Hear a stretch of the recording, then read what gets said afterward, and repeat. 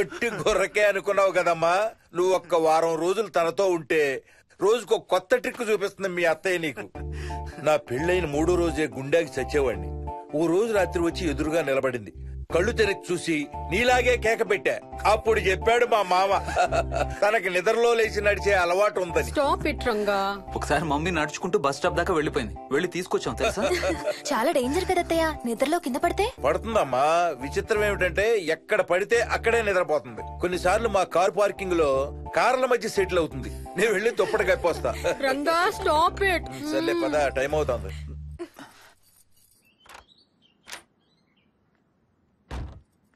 ఏమండి cell phone తీసుకున్నారా? తీసుకున్నా. వాళ్ళని డ్రాప్ చేసి ఆఫీస్కి వెళ్తాను. ఏ నువ్వు కూడా వాళ్ళతో పాటు వెళ్ళొచ్చుగా. ఎవరో దినానికి వెళ్తున్నారు, నేను అక్కడికి వెళ్ళి ఏం చేస్తాను? అయినా ఇంత ఇంట్లో నన్ను రోజు ఒక్కదాన్నే వదిలేసి ఆఫీస్కి వెళ్ళిపోతావా? లేదు లేదు, వారానికి 5 రోజులు సెలవు పెట్టేసి నీతోనే ఉంటాను. మరి మిగతా 2 రోజులు? సాటర్డే సండే వాళ్ళే ఆఫీస్ తారు కదా. ఇంట్లో ఒక్కదాని ఏం చేస్తావు? నువ్వు ఎప్పుడు వస్తావా అని నీకోసం పడిగా ఆపులు కాస్తూ ఉంటాను. అవును. ఈరోజు ఏం కలర్ వేసుకుంటున్నావు? I don't know, maybe blue. మొత్తం బ్లూవా? అవును, బ్లూ సారీ. ఆహా, నేను అడిగేది అది కాదు, లోపల. సిగ్గులని ఫెలో. Okay bye.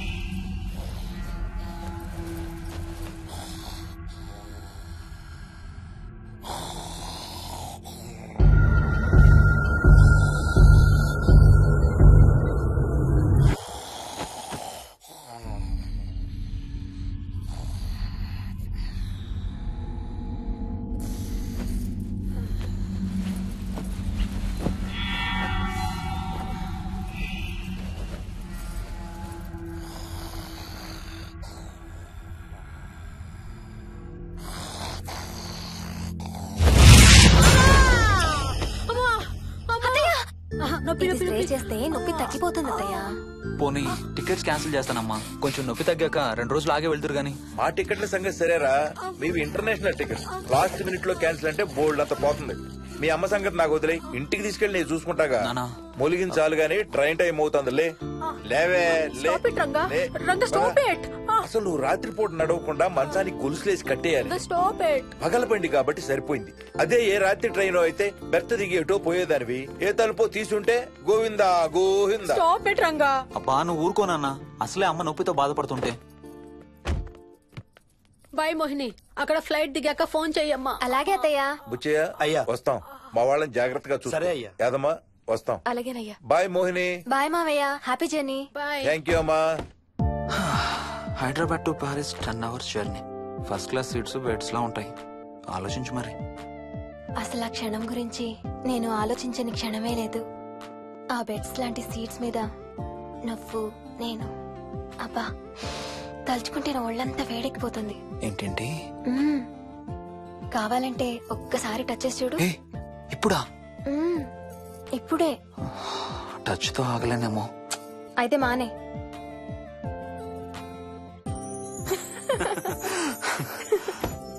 రేయ్ తొందరగా రారా, టైం అవుతుంది. సరే వెళ్ళు, నేను ప్యాకింగ్ స్టార్ట్ చేయాలి. ఇవాళ ఏం కలరు? Stop it Harsha.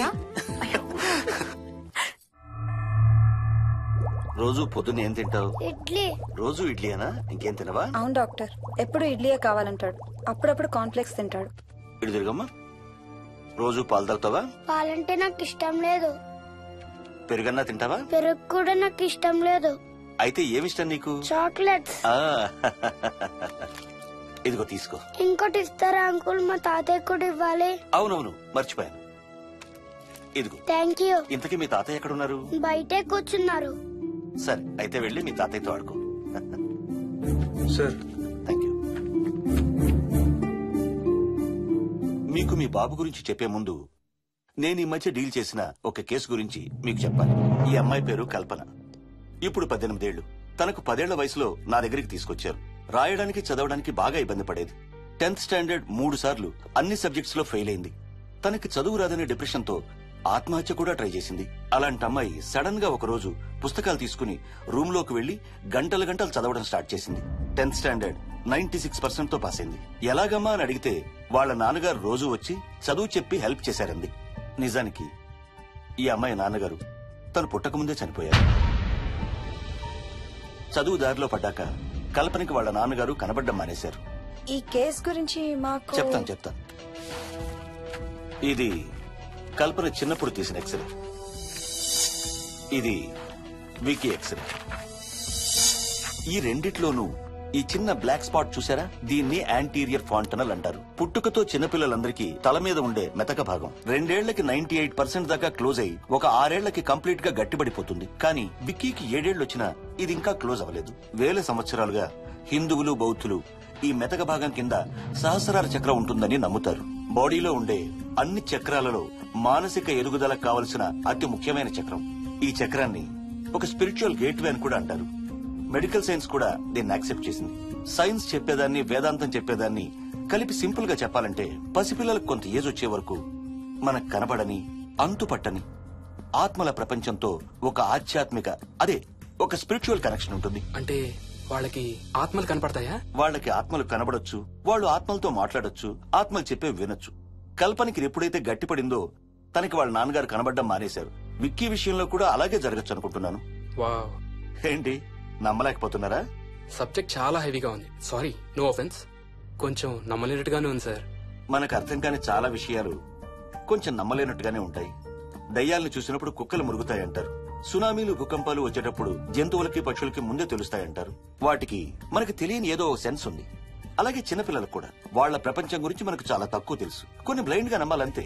విక్కీకి వాళ్ళ తాతగారు నిజంగా కనబడుతున్నారా లేక అలానే ఊహించుకుంటున్నాడా అనేది మనం నమ్మేదాన్ని బట్టి ఉంటుంది.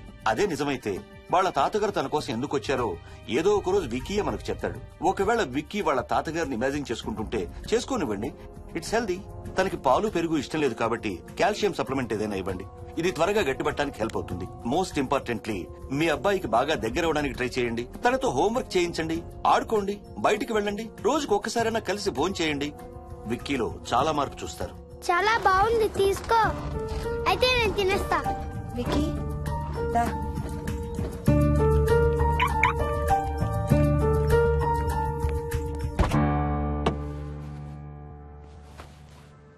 Wiki listen to me carefully. ఇక నుంచి అన్ని ఆటలు మన ఇద్దరమే ఆడుకుందాం. నీకెప్పుడు ఆడుకోవాలనిపించినా నన్ను పిలు, నేనొచ్చి నీతో ఆడతాను.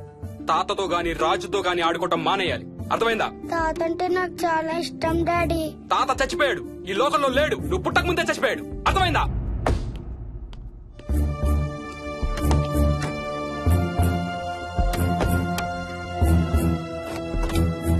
డాడీ, ఏంట్రా? తాత నిన్ను సీట్ బెల్ట్ వేసుకోమంటున్నాడు. రేయ్, నిన్ను తాతన తన్నానా? తాతన తన్నానా? Stop it. వాడితో డీల్ చేసే విధానం అది కాదు. కార్తీ ఇవ్వు, వాడికి బాగా గారం ఇవ్వు. తర్వాత ఏడుస్తావు నువ్వే.